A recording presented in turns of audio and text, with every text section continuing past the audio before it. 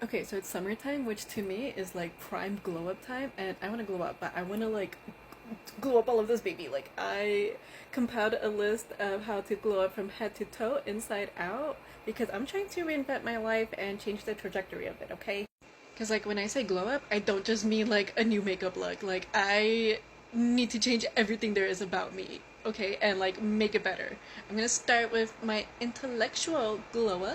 To glow up intellectually, I compiled a list of things that I think like we should all have a basic grasp of, like a basic level of education of, so we could carry ourselves and navigate ourselves into certain conversations that aren't shallow, that are actual like logical and meaningful.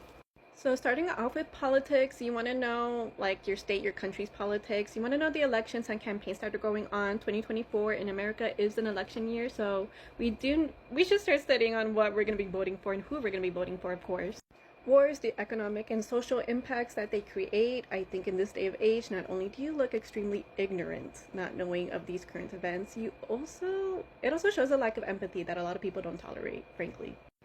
You also want to know the economic state of your country or your state. You want to know where that money comes from, where the money is going, because then you're also able to make more like nuanced conversations on what to vote for, because a lot of the things that we're voting for does affect our economy. You also want to get a really good grasp of societal issues that's going on, because that's that's mainly everybody's conversations. That's like all of the commentary TikToks you're gonna see, things that are going on in today's society. What are we fighting against? What are we fighting for? What are we mad at? What are we happy about? Like, issues on racism, colorism, sexism, religion issues, ableism. Then for science, you want to get like a bit of a good grasp of these things. Like, for example, the advancement in technology. The best example I have so far is the advancement of AI. There's like a lot of iffy issues going on with that. You want to know how to protect yourself against that. And you want to know also how to help other people protect themselves against that. And I think one of the most important things about science to be educated on is human anatomy. Most importantly, your own bodily anatomy. The best example I have of like understanding and knowing your human anatomy is I remember seeing this story of like this influencer getting pregnant after their IUD removal.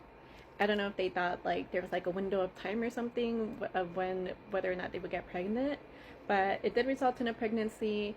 And for some people, it's really important to know how you could or not get pregnant, because some people are just not financially, mentally there, and that's like a big thing. That's like the best example I had to give, but you do want to know your human anatomy. You do look like a dummy when you don't know your body. You know what I mean? Now, to look more intellectual when it comes to literature, I don't mean read like a million books and become a total bookworm. No, but when you read or consume any piece of media, whether it be a book, whether it be a TV show, you want to kind of ask yourselves these questions and try to answer them. Who is the intended audience? Who is this for? Because sometimes it ain't us, babe, okay? And we gotta figure that out and figure out who is this being shown for, and you also have to like kind of figure out if that intended audience, like, would they be able to understand what it is they're being told. You also kind of want to know the theme of what you're reading. I feel like maybe it's because we have shorter attention spans from like social media and stuff, because we see all these clips. We don't really understand full context, and because of that, we don't understand the full theme of what's being shown. And after that comes the blurred lines. Sometimes there is a meaning behind those curtains being green, okay? Like sometimes there is a deeper meaning. Sometimes it isn't just a book, it isn't just a character, it isn't just a line. There is something that is being taught to us, and I think it's worthy we figure out, is there something that they're trying to teach us within these lines? Is there something they're trying to say without actually saying it? Also, why it's being shown. I think this is very important. Like, why is this being shown to us? Why is this being shown as okay to us? Best example I have in dissecting like literature is, this is gonna sound so lame, but like Pretty Little Liars. Like, why was Arya and Ezra okay, and why was that being shown to us? I think it's important to ask yourselves these questions.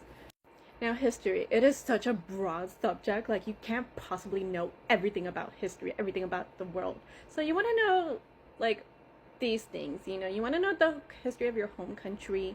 And I don't just mean what you're being shown in history books, like, most of countries of this planet have been colonized. You want to learn the native history there too. I think that's very important of actually knowing your country's full rich history.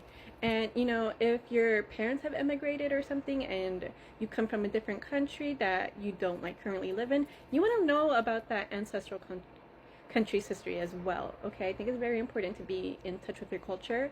You like also gain a lot of like information about like two cultures. I feel like that makes you seem much more smarter. Now for art, okay, this first thing is a bit nitpicky for me, okay, I'm sorry, but differentiate art eras. I do think, like, I personally feel like a dummy when I say, oh my gosh, this is Renaissance, when it's actually Baroque. I don't know, maybe it's like an art snob thing in me. Am I an art snob? I also think it's important to understand context. Art is a story. You don't just want to see the cover of the story. You want to know the whole story. You want to know the details. You want to know, context, everything. So I feel like it's important for people to know, why certain genres of art exist, why people express themselves the way they do, because art is self-expression. And language. To appear intellectual, you must sound intellectual.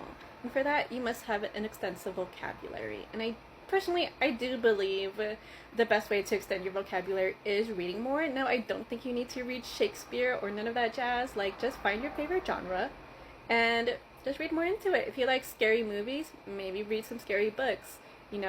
Authors are going to open you up to new ideas, new worlds, and new words. And you're going to learn something, okay? Trust me. Now, this might come off as privileged, and for some, it really is. And it's to learn a second language. If you come from a bilingual home, such as I do, my family speaks Spanish, go with your cultural language, or speak a language that is commonly used in your country, because it's going to, you got to practice it, you got to practice what language you're learning. You're not going to be able to do that if no one speaks it anywhere. But if you are able to learn, give it a shot, try it. I think there are some free resources you could. Now here are some resources you could use to be that intellectual baddie that you are. Read a book. Just read one. Okay, are books pricey, and is Barnes & Noble kind of a bitch for removing the benches? Yes, that's why libraries exist. Support your local library, okay? Now, podcasts or TED Talks, if you don't want to pay a subscription on Spotify, some do get posted on YouTube, okay? Let's glow up.